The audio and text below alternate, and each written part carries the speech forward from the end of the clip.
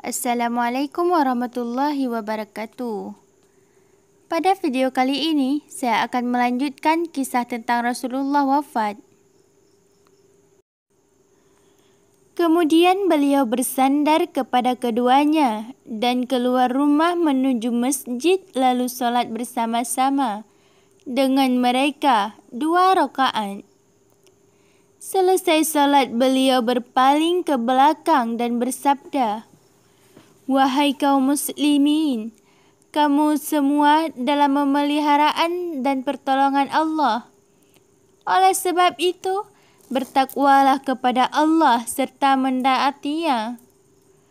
Maka sesungguhnya saya akan meninggalkan dunia ini, dan di hari ini, hari pertamaku di akhirat, dan hari terakhirku di dunia."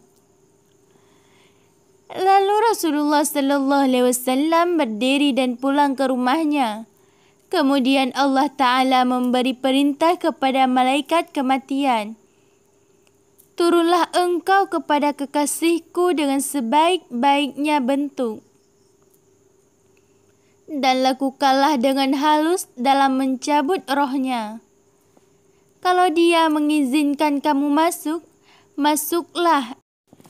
Dan kalau tidak mengizinkan, maka janganlah masuk dan kembalilah." Maka malaikat kematian pun turun dengan bentuk seperti orang Badui desa, seraya mengucapkan salam.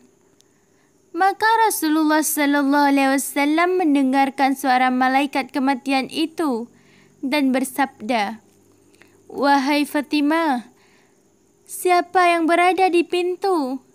Siti Fatimah menjawab, "Seorang Badui yang memanggil, dan telah aku katakan bahwa Rasulullah sallallahu alaihi wasallam sedang sibuk menderita sakitnya." Kemudian memanggil lagi yang ketiga kali seperti itu juga. Maka dia memandang tajam kepadaku sehingga menggigil gemetar badanku. Terasa takut hatiku dan bergeraklah sendi-sendi tulangku, seakan-akan hampir berpisah satu sama lainnya, serta berubah menjadi pucat warnaku. Rasulullah sallallahu alaihi wasallam bersabda, "Tahukah engkau wahai Fatimah siapa dia?" Siti Fatimah menjawab, "Tidak Rasulullah." Rasulullah pun bersabda, "Dia adalah malaikat yang mencabut segala kelezatan, yang memutus segala macam nafsu syahwat, dan memisahkan perkumpulan-perkumpulan dan memusnahkan semua rumah, serta meramaikan keadaan kuburan." Maka menangislah Siti Fatimah dengan tangisan yang keras sekali sambil berkata, "Aduhai, celaka nantinya, sebab kematiannya Nabi yang terakhir. Sungguh merupakan bencana besar dengan wafatnya orang yang paling takwa, terputusnya dari pimpinnya para orang-orang yang suci, serta penyesalan bagi kami sekalian karena terputusnya wahyu dari langit. Maka sungguh saya terhalang mendengar perkataan engkau, dan jika lagi bisa mendengar salam engkau sesudah hari ini."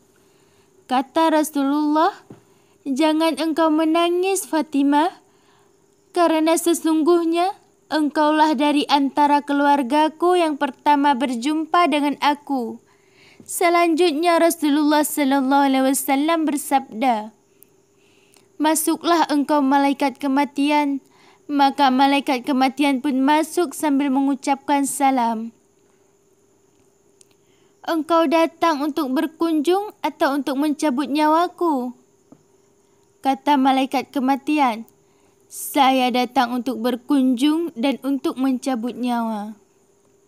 Sekiranya engkau mengizinkan, kalau tidak maka saya akan kembali."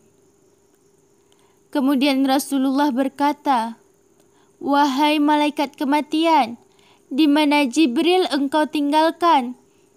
Kata malaikat kematian, "Dia saya tinggalkan di langit, dunia, dan para malaikat sedang menghormat memuliakan dia. Tidak selang sesaat, malaikat Jibril alaihissalam pun turun dan duduk di arah kepala Rasulullah sallallahu alaihi wasallam. Rasulullah berkata, "Tahukah engkau kalau ajalku telah dekat?" Jawab malaikat Jibril, "Ya, tahu, ya Rasulullah." Maka Rasulullah berkata, "Beritahukanlah kepadaku kemuliaan yang menggembirakanku di sisi Allah." Kata Jibril, "Sungguh pintu-pintu langit telah dibuka. Para malaikat telah berbaris rapi menanti roh engkau di langit. Pintu-pintu surga telah dibuka dan para bidadari telah berhias menanti kehadiran rohmu." Kata Rasulullah, "Alhamdulillah." "Wahai Jibril, berilah berita gembira tentang umatku di hari kiamat." Jibril berkata, "Saya beritahukan bahwa sesungguhnya Allah Ta'ala berfirman, sesungguhnya telah aku larang para nabi masuk ke dalam surga, sehingga engkau masuk lebih dahulu, dan engkau larang juga semua umat, sehingga umat engkau masuk lebih dahulu." Kata Rasulullah, "Sekarang telah puas hatiku dan hilanglah rasa susahku." Wahai malaikat kematian, mendekatlah kepadaku. Malaikat kematian mendekat dan melaksanakan tugasnya mencabut roh beliau. Dan ketika roh sampai di pusat, Rasulullah berkata, "Wahai Jibril, alangkah dahsyatnya rasa mati itu." Maka malaikat Jibril memalingkan wajahnya dari Rasulullah sallallahu alaihi wasallam. "Wahai Jibril, apakah engkau tidak suka melihat wajahku?" Jibril berkata, "Wahai kekasih Allah, siapakah orang yang sampai hati melihat wajah engkau sedang engkau di dalam sakratul maut?" Anas bin Malik radhiyallahu anhu berkata, ketika roh Nabi Muhammad sampai di dada beliau, beliau bersabda, "Aku wasiatkan agar kamu seakan menjaga solat dan apa-apa yang menjadi tanggunganmu." Maka masih saja beliau berwasiat dengan keduanya itu sampai putuslah perkataannya. Kata Ali radhiyallahu anhu, sungguh Rasulullah ketika menjelang akhir hayatnya telah menggerakkan dua bibirnya 2 kali. Dan ketika saya mendekatkan telinga, saya mendekatkan beliau mengucapkan dengan pelan-pelan, "Umatku, umatku." Maka roh Rasulullah dicabut pada hari Senin bulan Rabiul Awal. Seandainya dunia ini akan kekal bagi seseorang, niscaya Rasulullah di dunia ini akan kekal. Diriwayatkan bahwa Ali telah membaringkan jenazah Rasulullah untuk dimandikan. Tiba-tiba ada suara dari sudut rumah yang mengatakan dengan sekeras sekali, "Muhammad, jangan engkau mandikan karena dia sudah suci dan disucikan." Maka timbullah keraguan pada diri Ali terhadap suara itu. Kata Ali, "Siapa engkau sebenarnya?" Karena sesungguhnya Nabi Muhammad telah memerintahkan untuk memandikan. Tiba-tiba ada suara lain yang mengatakan, "Wahai Ali, mandikan dia, karena sesungguhnya suara yang pertama tadi adalah suara iblis terkutuk, sebab dengki terhadap Muhammad.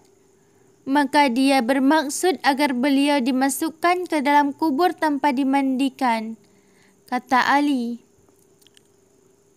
"Semoga Allah membalas kebaikan kepadamu, sebab engkau telah memberitahukan bahwa tadi itu suara iblis terkutuk. Maka siapakah engkau?"